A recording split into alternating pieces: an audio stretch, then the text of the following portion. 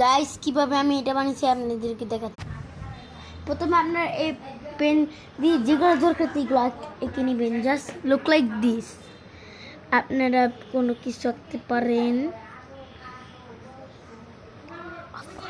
ওকে, এবার আপনার হলুদ কালার দিবেন, আবার অফ কর, লাইট কালার।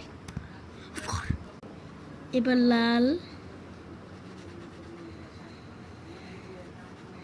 তাড়াতাড়ি দিতে হবে নাহলে ভিডিও শেষ হবে।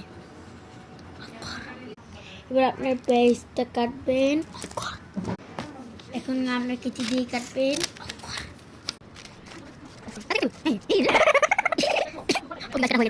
গাইস এবার কাস্টি বাট, এবার কাটবো, এবার ফাইনালি আটকাবো, শেষ। লাইক সাবস্ক্রাইব কমেন্ট করবেন, বাই।